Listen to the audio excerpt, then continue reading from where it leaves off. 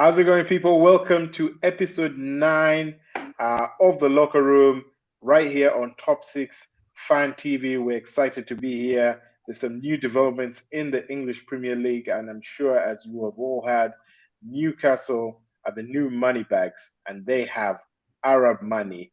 And with me in the studio, we have a guy from Stamford Bridge and a guy from Old Trafford, and we'll get right into it after this. Oh, he's done it! Cometh now! Cometh the man! And it's that one, Mathew! It's 8 goals in his last 8 Premier League starts at Emirates Stadium. Salah! Wow! What a strike by Mohamed Salah! The ball down the channel, and it's played into Fernandes in the penalty area. Oh, Aguero looking for the 1-2 Balotelli. He's won the title! Haven't they? Here's Harry Kane. Kane goes for it! What a goal from In business here, Lukaku scores on second debut. It's only taken 14 minutes.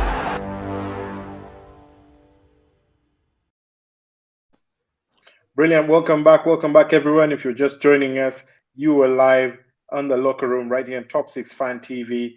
With me in the studio is Sly, or Sylvester, as some like to call him. Welcome to the show. You can say what's up, man, from Chelsea. Hey guys, thanks a lot, Matt. Thank you for having me. What's up, Manzi? So Good great stuff, to be good here. stuff. Man. Looking forward to it. Good stuff. Welcome, Sly. And Mr. Manzi, I'm not too sure what the Man United form has done to your afro, man, but it's not as prim and proper as it usually is. But, we'll still have you. We'll still have not you my at hair from our current form, but let's see how this weekend goes. Maybe there's redemption, but it's good to be back. Hopefully, it's good to be back. Obviously, in an international break right now, but the action is returning to the Premier League this weekend. But for now, we will kick it off with a view on what's happening at Tyneside, and that is the area where Newcastle come from. St. James's Park is on fire. We did see their fans celebrating like they had won the title. Guys, the Saudi-led consortium has taken over Newcastle United and bought them for £300 million, and that is obviously being led by the Saudi King, the investment group that the Saudi King or the Saudi Empire does run, and Amanda Stavely right now, and part of our investment group, which owns a 10% stake, and who are now actually the face of it right now, leading all publicity discussions. But we do know that the money bags is going to be coming from Saudi Arabia. What is your take on it, gentlemen? I'll kick it off with Sly, because you know what happened when Roman Abramovich walked into London. All of a sudden, you guys stole Arsenal's crowd. What do you think is happening this time around? Well, first of all, now I see why you this is the first show you invited me to. But yeah, man, I think honestly for me it's well, first of all, I think they got them on the cheap. Newcastle traditionally, is considered one of the big clubs in the UK. They've got a huge stadium. I think they got like 60,000 plus capacity.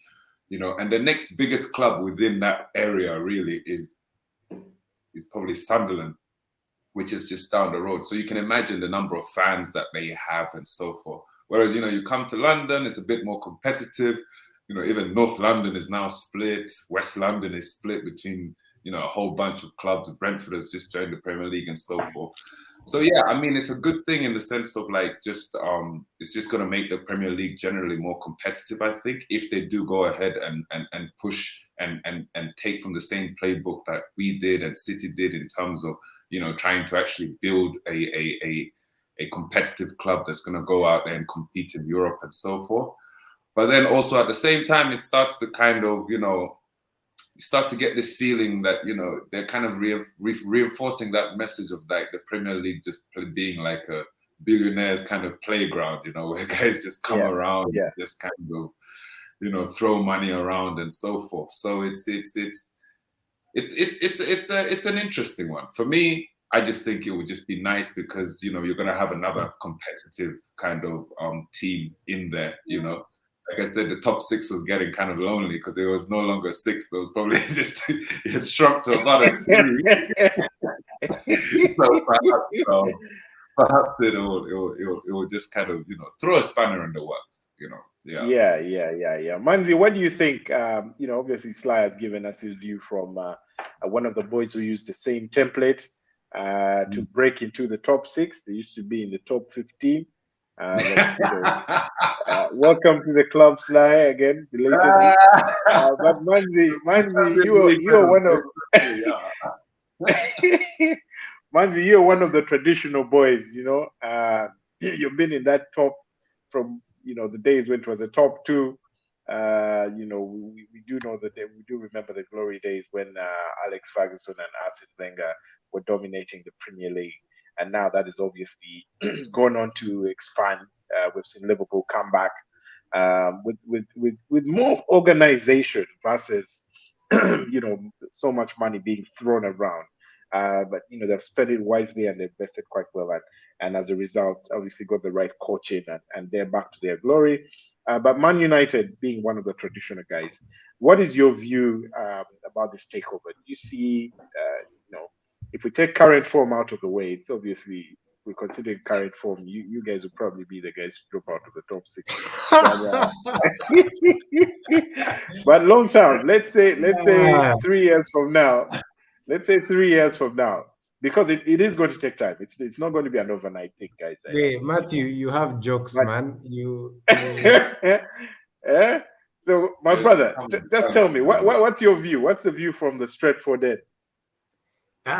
Before I give you the view from the Stretford end, let me give you my personal view. I'm very happy for the Newcastle fans. Growing up, we used to watch football. I started supporting football maybe around 98, 99, 2000. Season. Of course, I was in primary school, but what I remember is the newspapers at the back had football news, and Alan Shearer was always the top scorer. Like for my primary, even when United would win, Shearer would be top scorer. So I grew up knowing Newcastle to be a serious team, but somewhere along the way, I think they, changed ownership. They really fell off the pace and they became a mid-table team, and now they are struggling in the relegation battle. So it's good that they're coming back to being a serious team with money, with ownership. Football these days it has always been about money, but nowadays it's more about money. It's really highlighted that if you have more money, you can buy better players, and the fans, they celebrated outside St. James's Park because they knew that there was now hope, and they can now compete, get out of watching football just for the sake of watching, but you watch it with the hopes of winning silverware. So 2 years, 3 years, let me say 5 years down the road, they could win the Premier League. Even 4. 5 years. Yeah. 5 years. I mean, like, owner to wait 5 years if they in really the first 3 years they'll be contenders, but I mean having a team like City whereby the season begins and you're sure without a doubt Newcastle is winning the league. Yes. Yeah. No, I hear where you're coming from. Yeah. It's difficult though. Go ahead, Sly. I mean, if you consider even like right now, it's very difficult to say, gone are the days where like the season would start and you knew like these guys could win the league. Yeah. Like honestly speaking, like this season started, I'm confident in my team. I think we're going to do well. We started we started well. We haven't even hit top pace yet. We still have a couple of gears we can shift into. But if we finish third, I wouldn't be shocked. Do you know what I mean? Yeah. It wouldn't be because it's Chelsea. That competitive. At the top there's sorry. I'm sorry, guys. I mean, there's no Liverpool or Man City fans here, so I understand that you guys don't understand what I'm talking about. If you finish outside the first position, you should be extremely disappointed. Yeah, with the amount of money they put in, right? Chelsea can only finish first. If they finish second, that is a serious problem. But Manzi, to be honest, right? Yeah. To be honest, your Man United team is also packed with stardust, right? If The anything, Chelsea United team. on if anything, and I don't know, Sly, if you agree with me, but on paper, if you look at paper, pound for pound, I believe Man United have a much better team than Chelsea on paper. But you do have a tactical issue there, and let me just I resonate with Sly. Us, the Arsenal faithful, also are very confident in our chances for the season. We're looking to come in hard at sixth place. We're realistic. Yeah, no, baby steps. Cannot Baby finish in the steps. top 6. Matthew, you can't finish in. There's no space. It's 6 teams. There's no space. Hey. Maybe you better. maybe 8. You better watch your words, Manzi, because Okay. currently just you're being humble. You can't wait. You can't ask for 5 years, because you see what's happening. Because you see what's happened every season in recent times. Say over the last, I would say 6 to 8 seasons. Soon as if the team doesn't win, all the other teams go out, and as soon as one team wins, all the other teams go out and spend money to improve. Yeah. Every season, guys. Even this spending by Newcastle is going to trigger other teams to also spend. The Leicesters of this world might all of a sudden say, hey, you know what? We normally spend 50, 60 million, but now let's spend an additional 50, 60 million as a result of it. So it's going to have a knock-on effect on everyone. So for them, you can't say 5, 6 years. They really have to hit the ground running. They don't have time to build and because I do think though, Sly, that it will take time realistically. So you're looking at maybe 3 years for them to be title challengers. But what that means is right now there is a lot of pressure on the current, the status quo. So Manzi, how much time are you giving Steve Bruce? Now that's another person I feel sorry for. I began by saying I'm happy for Newcastle, but now I feel sorry for Steve Bruce because bandits are saying he won't make it to this game on Sunday. Like he will not be in the dugout by Sunday. He will be sacked already, which is it's a good problem to have as the fans of Newcastle. You have new management. You have more money. You can't keep the old manager who has lost 7 games in the I think first 8 games. So there's no way he can survive. He's going to be sacked, that's for sure. And I think they should come out and tell us clearly rather than going through the corners. Talk to him straight. Talk to me directly. Talk to me directly, because now, as in, they will tell him like on Saturday at night. Then. Your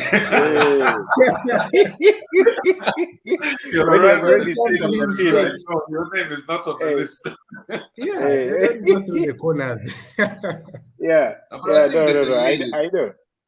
The delay of the announcement is coming. I think that because you see, there's been a bit of a shift in terms of football management.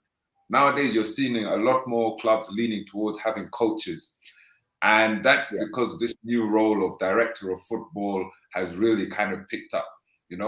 So you'll get to a space like if I speak for say Chelsea, we've been traditionally managers 3 years, on average 3 years. 3 years, more like 3 weeks. Come on, like 3 weeks. Man. 3 years. Manzi, you know it. How long was Conte at the club? Sorry? How long was Conte at the club? Conte was there. No, he did a season. I said on average about 3 years. The average is 6 weeks. If you were to count all the 200 managers. No, but you see, the thing is, it works. I mean, we will ideally you'd want to go back to a time of Fergie, to a time of Wenger, where you have a club being with a particular manager for how many years or whatever. Things have changed. Things have changed. The demands of the game have changed. It's different. And I think when going back to kind of Steve Bruce, one of the things is that I think they want to get a director of football in.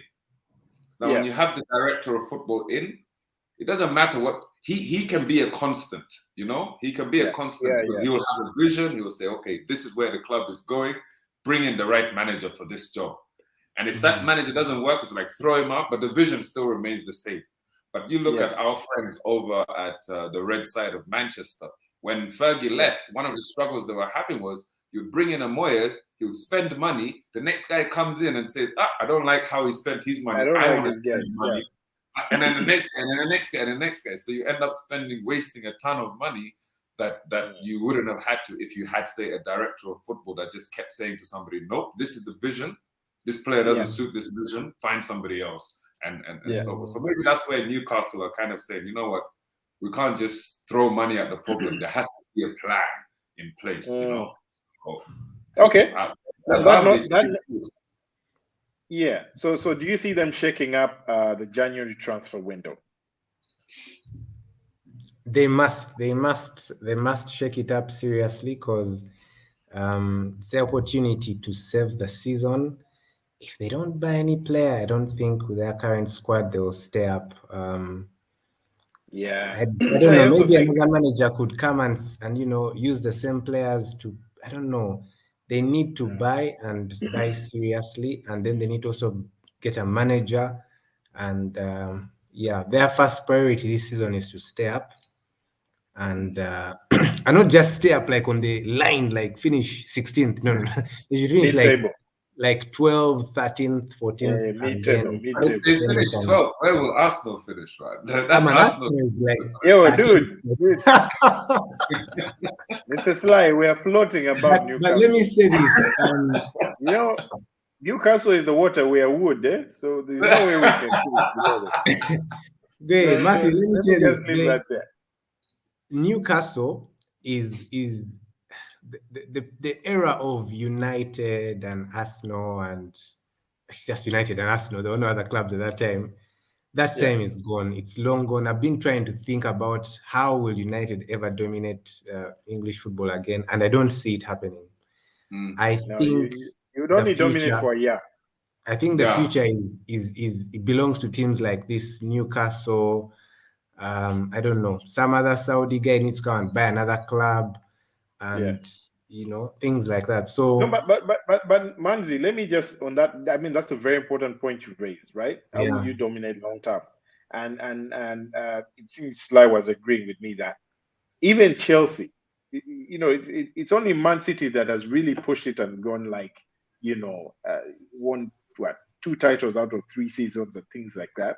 But going forward with the amount of money that's in the Premier League, and with the likes of Newcastle coming on board and you're getting more stable with each season, I think actually the biggest transfer window is going to be next summer. And I think they will actually mess up the market for the smaller teams, because they will be splashing crazy money. It will take them about, maybe a couple of seasons before financial fair play steps in to sort of limit their spending power. But for now, I think they'll find a way around it and really bring the players in. But no team, such is the competitive strength of the Premier League, that no team, no matter how much money you have, is going to win it two years in a row, because Man City will come in and spend, Manchester United will come in and spend, Chelsea will spend, Liverpool will have to spend, because traditionally Liverpool over the last 5 years or so have really gotten that age by making I don't know whether to say they've been very lucky with their signings, or they have been really brilliant and making signings. Yeah, very shrewd. Sadio Mane, Salah, this is the guys who pounds, right? I think they only really splashed out on Van Dijk and the goalkeeper. Alisson, the goalkeeper. All right, maybe not dominate in the sense of they have to win, the Premier League every season, but because, like you've said, things have changed. No one is going to win it back to back 3 seasons in a row like United. But things like being in the top 3 or top 4. Like you missed that, Manzi. You missed the part like United did in the past. Like United did in the past. So I feel like United is going to become like actually Arsenal first is going to become like Liverpool. 30 years, no winning. That one, just prepare. Then after that, United might join 15, 20 years without winning the Premier League. Then so Liverpool, this Newcastle will be in the top 2. Like if they don't win it this season, they'll come second. If they don't win it the next season, they'll they'll come third. So it will be like in that top 2, top 3, top 4 kind of thing, not this top 6 stuff where it's free for all, everyone come. No, they'll be real dominating. If they fall short, they'll be runners up. That's what I'm thinking. I think it will be much more fluid than that. But Sly, realistically, sorry for cutting you short there, but realistically, because we need to conclude on the Newcastle side, right? Realistically, out of the traditional top 6 that we are seeing currently, who do you think is going to drop out? Realistically, banter aside, as a result, 2-3 years from now, because I think we are all in agreement that Newcastle is going to be in the top 6 within 2 years, without a doubt. So who do we see dropping out?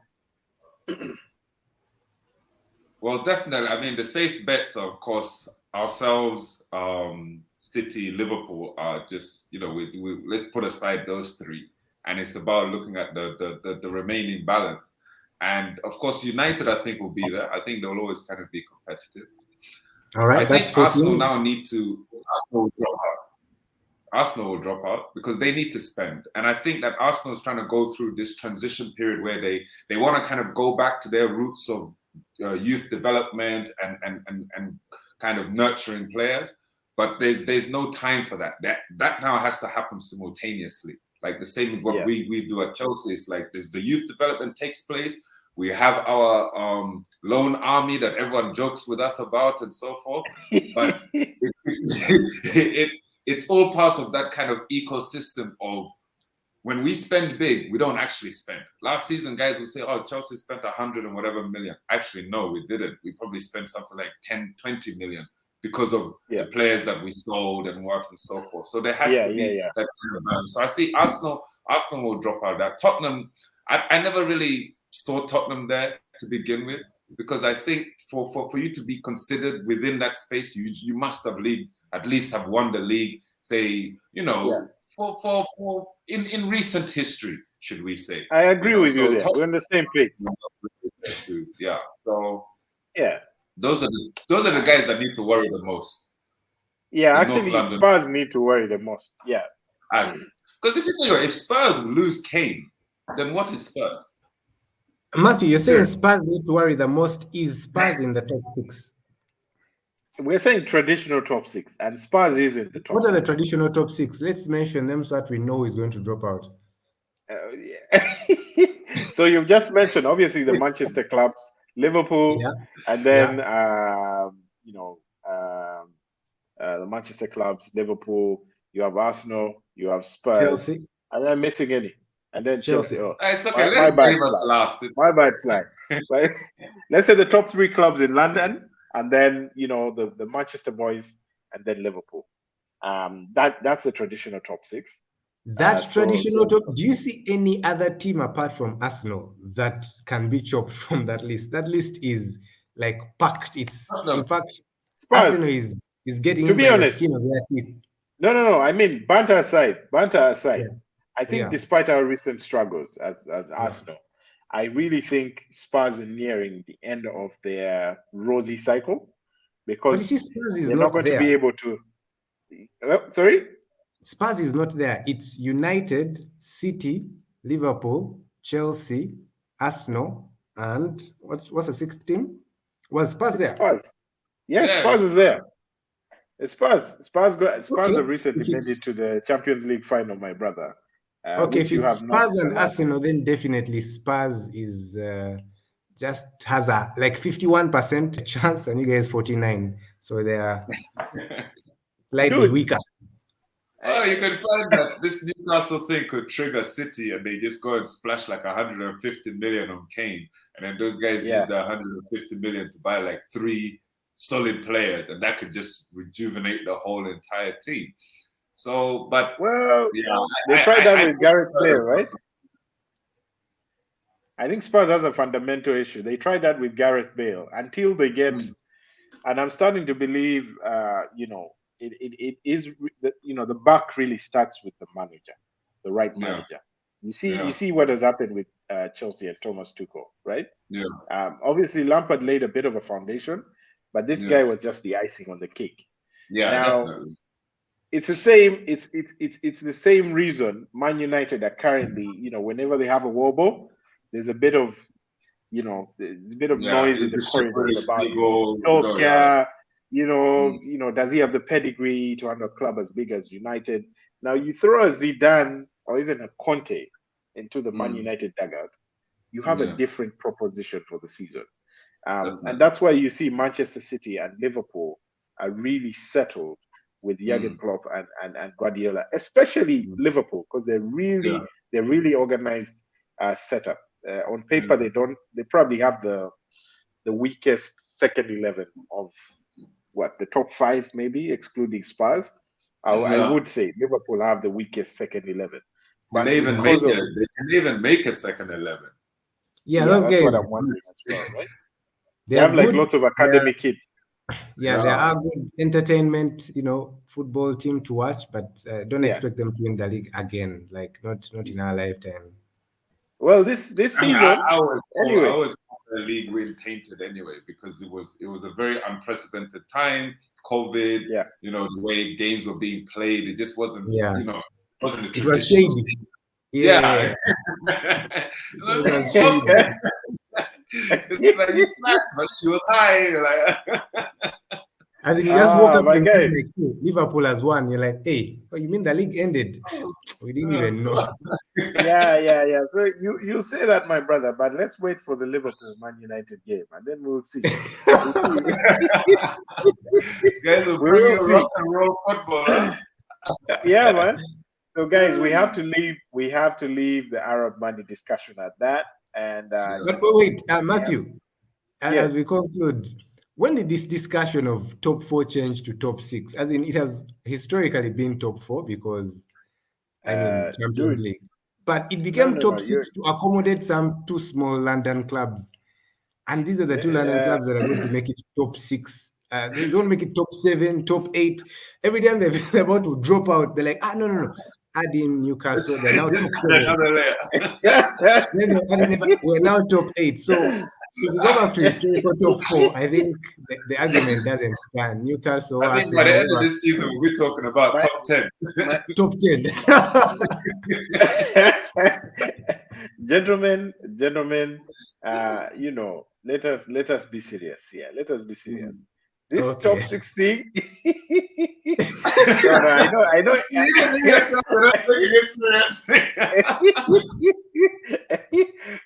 No. But definitely, gentlemen. No.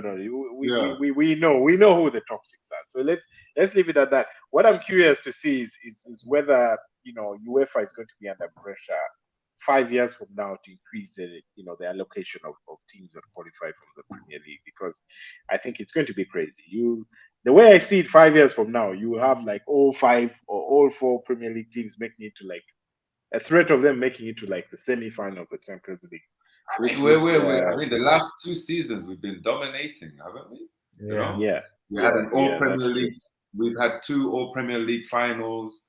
In Europa League. Time. Almost. Yeah, even in Europa League, we've been dominating in Europe. Wow, you guys tried to get to the final with us, and we had to show you the way. These guys got to the final. Man United as well. Against Real, like they also shown the way. That thing was, don't even remind me. We were supposed to win that match. Penalties is a very sad way to. Manzi. It's a sad way to decide a match. 11 penalties. Like, what, 11 or 10 penalties? Let's move on, guys. Let's move on.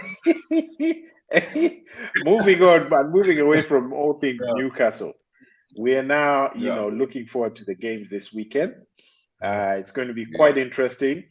So what I would like for us to what I would like you guys to to comment upon is the chances of Man United starting first. Manzi, can you guys really pick up the steam and get back to winning ways?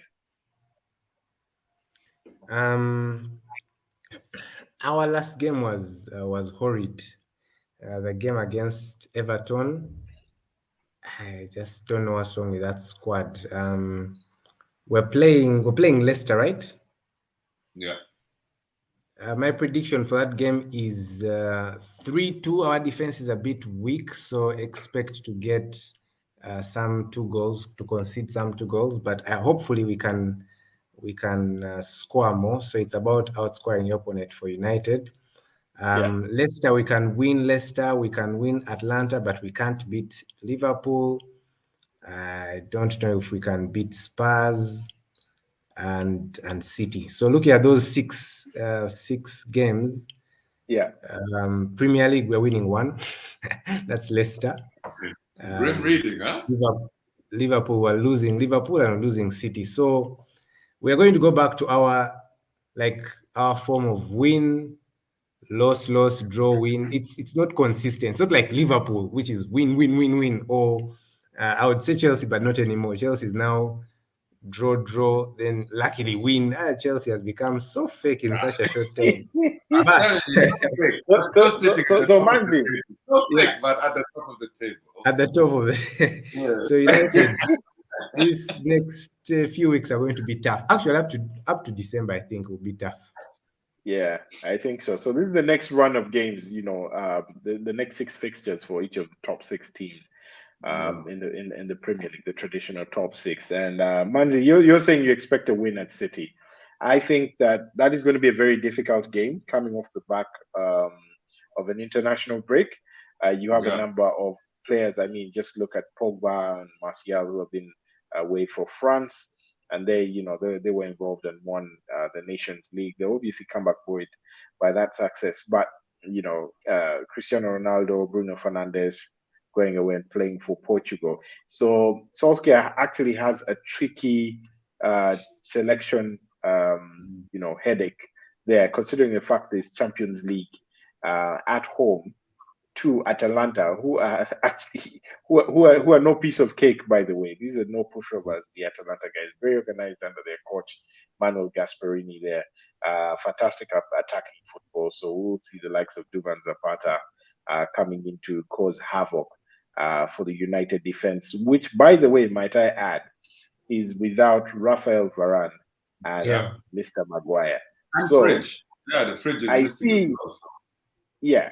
So I see this, very well rested, turbocharged, Red Bull charged Jamie Vardy is going to be ready for you guys.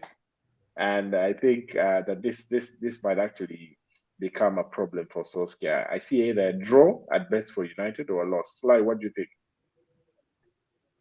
No, I mean, I completely concur. I think that one of the most difficult games for the big clubs is the first game after an international break, because most of the squad have gone away. They've been drilled into new systems, new style of play, and so forth.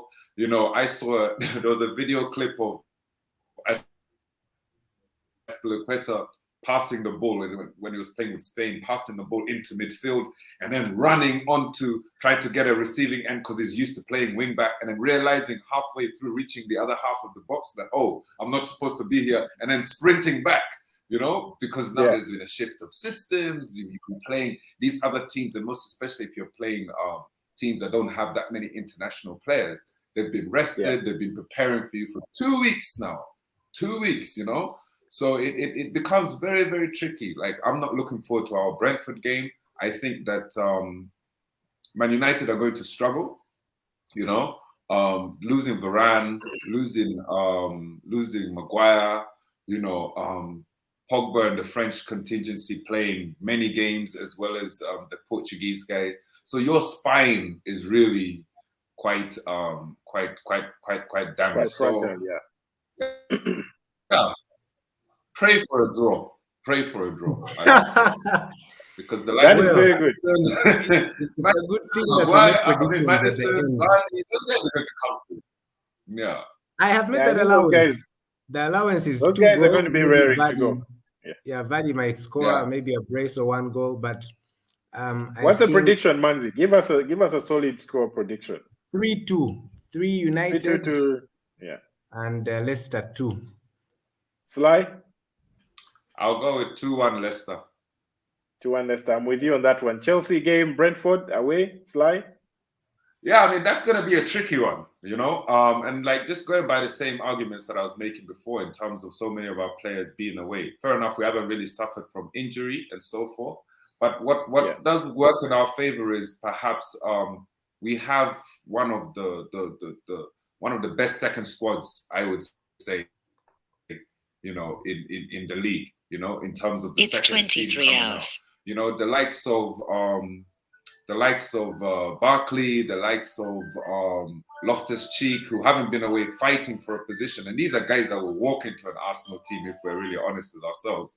You know, we're gonna have to rely on that second string of guys to kind of come in and be able to perform. I see it being a very, very tough game because Brentford play a very expansive football and they're attacking minded. It's a West London derby, so of course there's also going to be that. The crowd are going to be heavily behind them.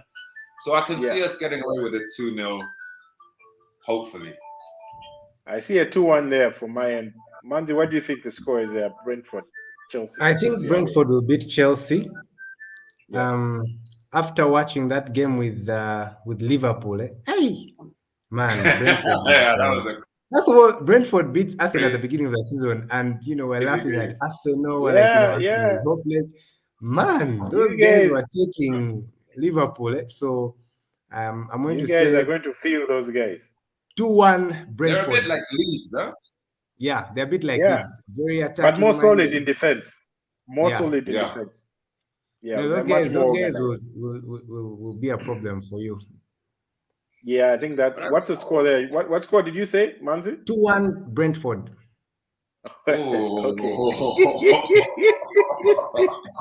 There's no banter in these score predictions, I swear. Yeah, man. I don't know. It's just my analysis. The man is trying to get one back over you, eh? It's okay. Yeah. Anyway, let's move on. Liverpool game. Their way to Watford. Claudio Ranieri, by the way. Hey, welcome back to him. Everyone's gonna love him. The old man is back, and of course, well respected at Stamford Bridge, revered at Leicester City. The Italian maestro, Claudio Ranieri, is back, and he's going to welcome Liverpool to their place. And what do you see, guys? What's the score? I'll go with Sly. What's your prediction? I mean, look, when I heard Ranieri was back, I was very excited. I was just he's just a lovable character and so forth.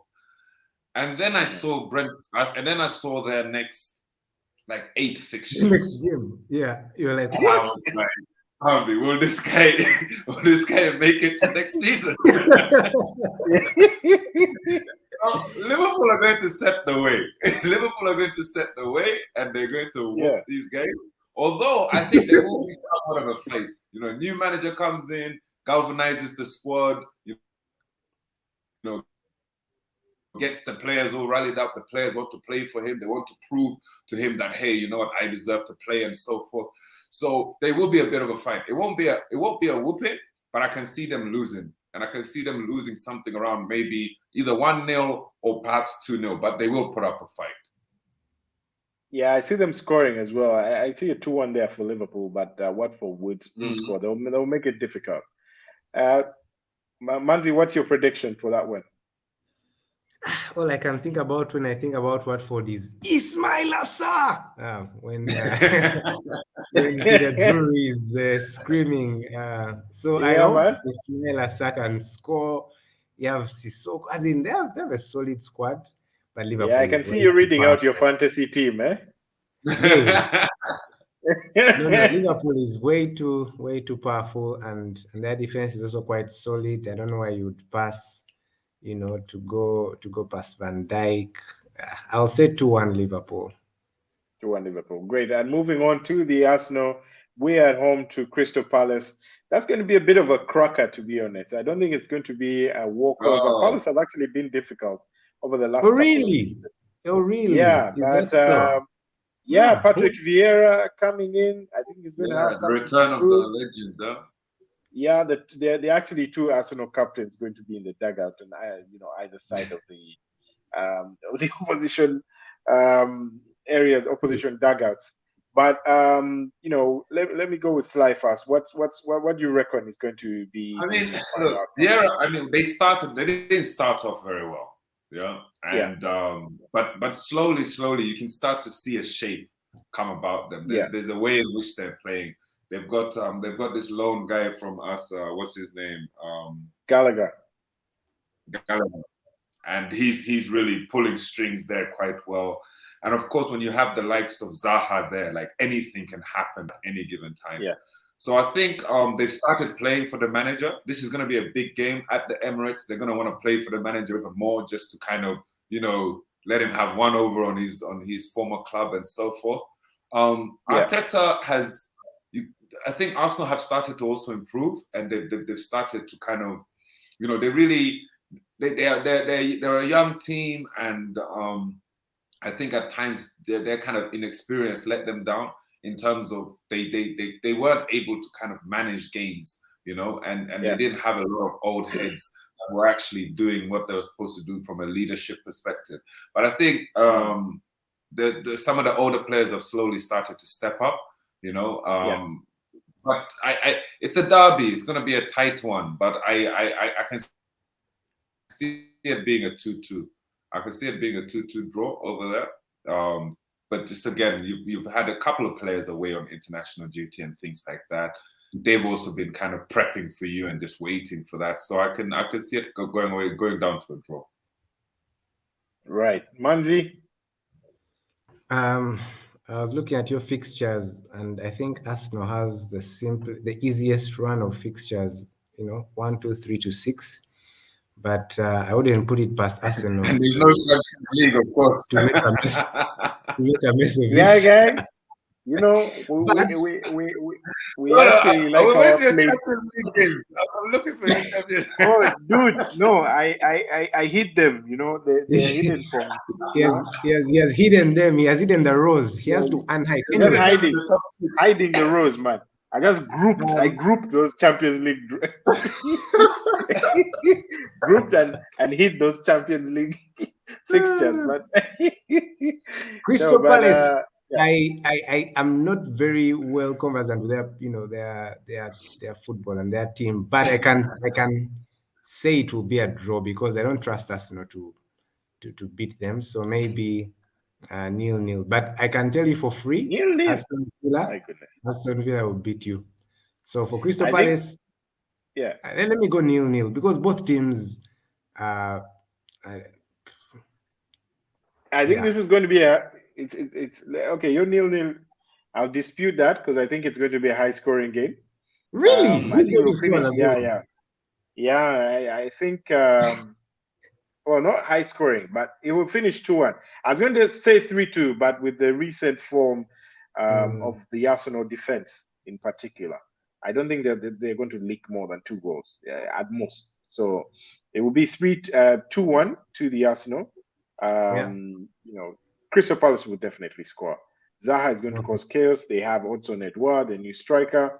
They have Gallagher, like Sly mentioned, pulling strings in midfield. Zaha always causes very chaos. Well Never scores. Yeah, he always just dribbles. He always does. Ball in the net, side netting. But this time we have a samurai for him. Super Tommy, yes, sir. Yeah. Anyways, let me not make this about the Arsenal. I could go and sing a lot of our songs. Manchester City, guys, they're at home to Burnley.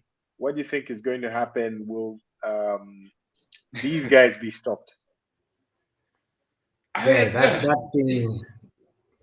These guys we can go with Sly first. They're on.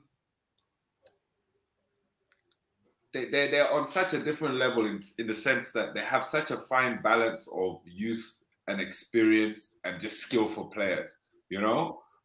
So it's like even if they're struggling, they'll find a way to win, you know. And if you don't contain them within the first 20 minutes, they'll bang in 4 goals for fun, you know. So and I don't think it's not the Burnley of old. You know, they used to be Burnley. Burnley at some point used to remind me of the Bolton, the Sam Allardyce Bolton. You know, you go there and you're going there for a fight. You know, like a cold night in Stoke type of a team. Yeah. But nowadays, they're not bringing that type of game anymore. And I feel like that's the type of game, because I'm sure you remember, Mathew, Bolton of those days used to cause you guys so much headache, because you guys would go there and try to play your slick football, your passing football, whatever, and they would just be barging you guys out.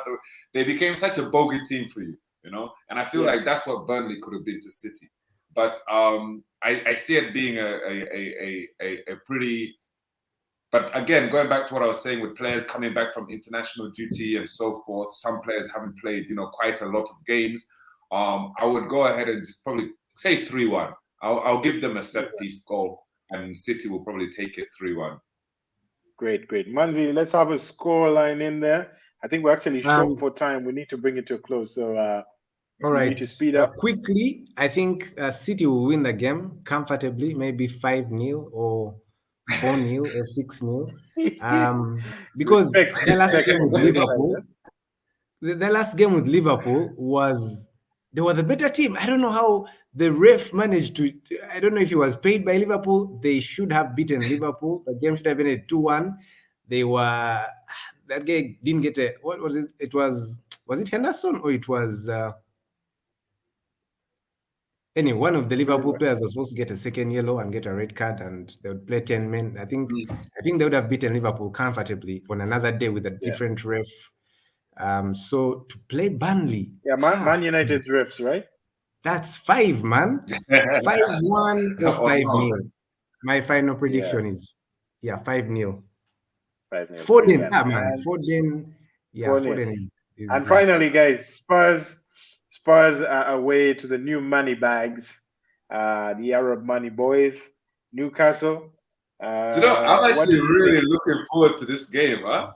I am really looking forward to that game, because I think that I love Nuno, but I think Spurs are stuttering, Harry Kane is still grumpy, he's still throwing a tantrum. Everything is now, Son has the whole club on his shoulders, and he's not like that big game type player, you know what I mean? He always needs the kind of pressure to be spread around, So they're stumbling. And you saw, like we were saying earlier when we were talking about Newcastle, the fans are rejuvenated. The players are going to be rejuvenated. It's going to be at St. James's Park. It's going to be a packed house. The atmosphere is going to be crazy. So everything for me is leaning me towards a Newcastle win. Yeah, I can really just see maybe a 1-0, them nicking it, something like that. Yeah. So I'm going to go with Newcastle. I'm going to say 1-0 to Newcastle. Manzi? I'll go 1-0 Spurs. I think Kane will score. Brilliant. I think, I actually resonate a lot more with Sly. I think because it's going to be a packed house at St. James, those fans are going to blow that roof off. It's going to be action-packed. It's going to be charged. I think Newcastle will nick it 2-1. Alan Saint-Maximin is going to cause damage in the attack for Newcastle, and there'll be, Steve Bruce in particular will be desperate to prove that at least short term before they send him to be, send him out to be Man United. You'll wake up tomorrow morning with the news saying Steve Bruce has been sacked. Like, you go to bed tonight, tomorrow morning. Yeah. Anyways, let's wait and see. But whoever and if they do that, maybe it won't be as challenging, because they'll probably have. But then that could even work in their favor as well. That could add to the atmosphere, because now a new managers come in, a new caretaker manager. Guys want to play for the everything is built around Newcastle winning this. You can imagine if they brought in Conte. There, I'll definitely say Newcastle win, because just from the sheer organization of the team. That would the Spurs are arranged. I'll say 2-1. Newcastle will definitely score. Guys, it's St. James's Park. I don't think they'll not score after being bought for 300 million quid, and being owned by a guy who's worth over 100 billion, some ridiculous amount there. It's like 200 billion or something, like this is ridiculous. They're It's a owned by a ridiculous country. amount. The guys are owned. Yeah, they're owned by a country. So I see them scoring. Otherwise, they'll also sack the fans because they have the money to do so. They'll just import some new ones. They'll import some new fans. Say, my guys, you understand what's going on? Yeah. So, gentlemen, ladies and gentlemen, I will have to leave it at that. If you're just joining us, we've had a great chat here. Subscribe, hit the subscribe button, hit the like button, share widely and wildly, as I like to say. And I hope you did enjoy the show. Sly, thank you for joining us. Your first time on the show is an honor to have you. And as always, Manzi, our resident professori, thank you for coming over. I do hope that your fortunes at Man United change and you're back to winning ways and your Afro can go back to Why would you prim and wish him proper. that? But yeah, so thanks for coming, and thanks for coming over, guys, and we'll leave it at that for now. Cool. Cheers, bye bye. Cheers.